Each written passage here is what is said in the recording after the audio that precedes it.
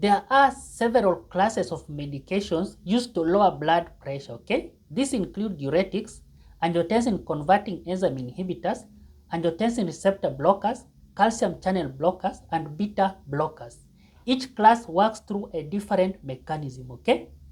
Many individuals require 2 or even 3 medications to adequately control systolic pressure. This is common and entirely appropriate, not excessive, okay? Physicians select medications based on person's overall health profile. For example, if you have diabetes, certain drugs can help protect kidney function. If you have heart failure, other medications are chosen to support heart performance, okay? The goal is always to identify the right combination that brings systolic pressure down effectively without causing side effects you cannot tolerate, or the ones that your body cannot manage.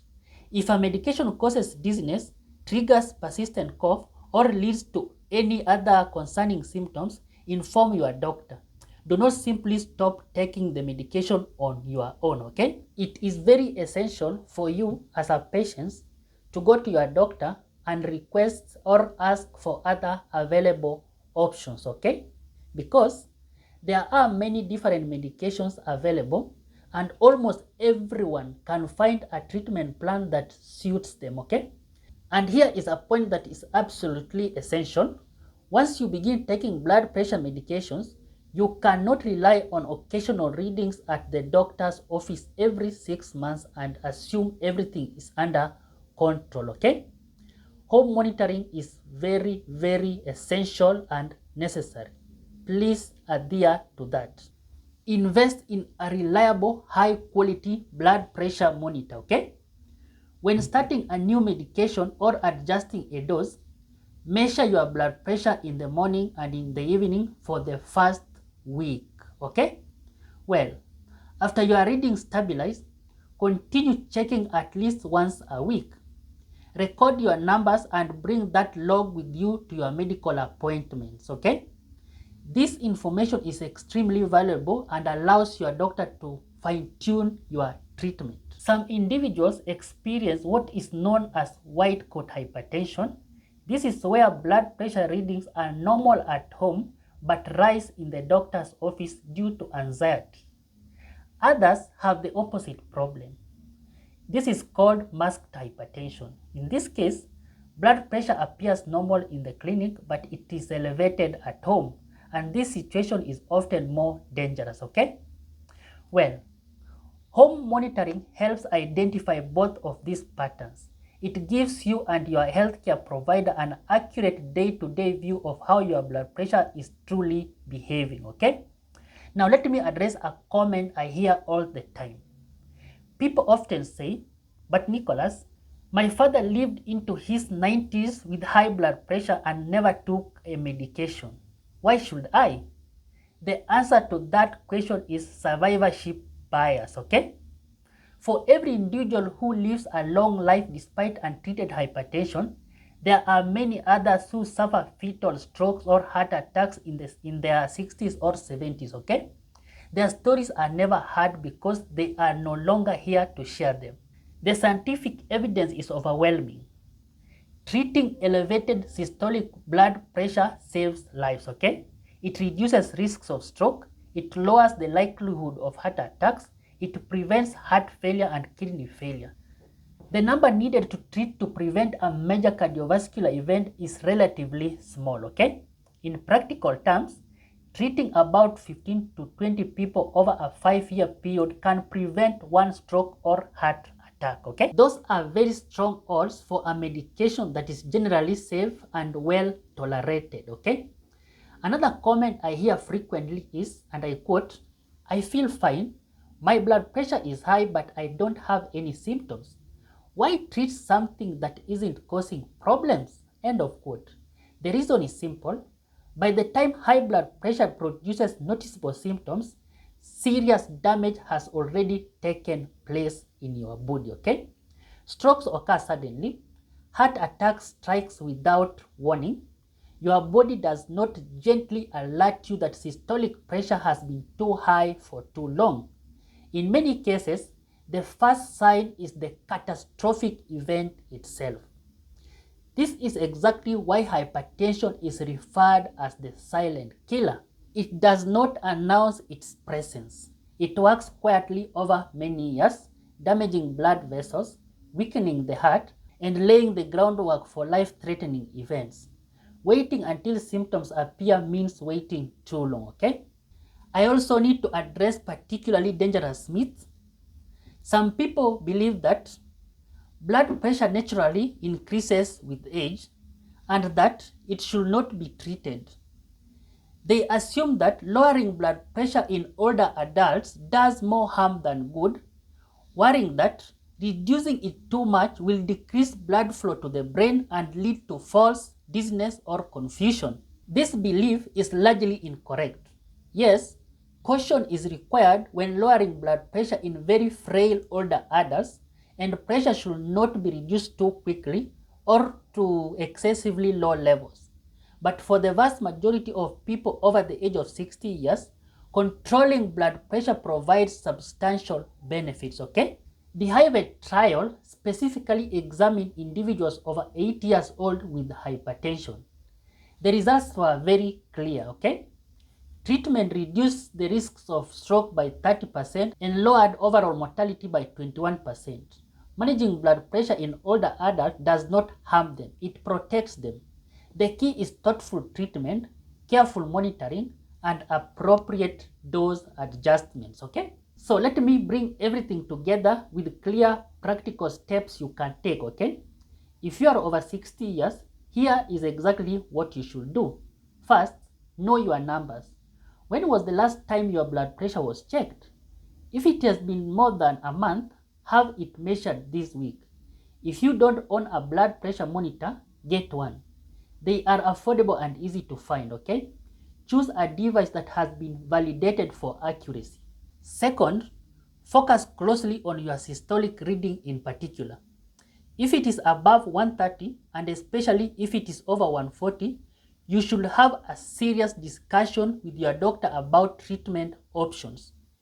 Do not allow it to be brushed aside simply because your diastolic number looks acceptable. Isolated systolic hypertension in adults over 60 years is a serious condition and requires proper management, okay? And third, adopt healthy lifestyle habits regardless of your current readings, okay?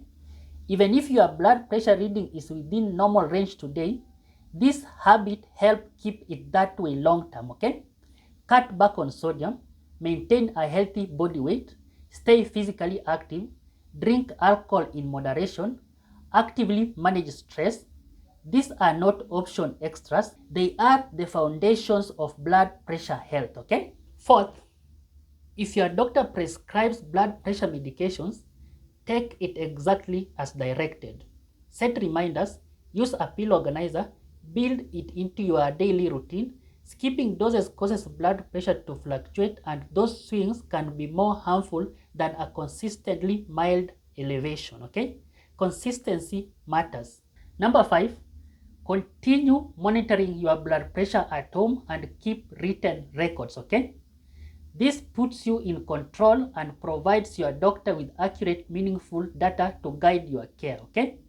This shifts you from being a passive recipient of care into an informed, active partner in managing your health. Number 6, never stop or change your blood pressure medications without speaking to your doctor first, okay? I cannot emphasize this strongly enough. Abruptly stopping these medications can trigger a dangerous rebound increase in blood pressure. If you are experiencing side effects or you have concerns, contact your doctor and discuss them, okay? Adjust the treatment plan together. Don't take matters into your own hands. Number 7, keep up with your regular medical checkups. Blood pressure management is not something you set once and forget.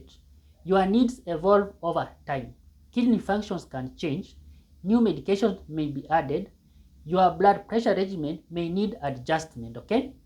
Staying connected and engaged with your healthcare team is very, very essential, okay? I want to close by returning to Anne, the patient who suffered a devastating stroke because her elevated systolic pressure was never properly treated, okay? I think about her often, not because her case was rare, but because she represents thousands of people right now who are walking around with the same very blood pressure pattern, okay? I mean, high systolic pressure paired with a normal or low diastolic reading, believing everything is fine because one number appears acceptable. If Anne had understood what I've just shared with you today, if she had known that her systolic reading of 165 was a true threat, and if she had pushed for proper treatment, I truly believe that she would still be living independently, she would still tending her garden, and she would still be enjoying life on her own terms. But that understanding never reached her. She trusted a healthcare system that failed to clearly explain which number mattered most. You now have that understanding, okay? You know that after the age of 60 years, systolic blood pressure is the key number, the dangerous one, the value mostly likely to determine your cardiovascular future, okay? You understand why it rises with age as arteries stiffen. You understand that controlling it can prevent strokes, heart attacks, heart failure, kidney disease, and even dementia. And you understand that treatment is effective and generally safe when managed properly, okay? This knowledge is powerful, but only if you act on it. Check your blood pressure, speak with your doctor, make the necessary lifestyle adjustments, take your medications if it is prescribed, track your progress, stay involved in your care. Your heart, your brain, and your kidneys are your life, and all of them depend on keeping that systolic number under control, okay? Before I wrap up, I want to ask you to do two simple things, okay? First, subscribe to this channel.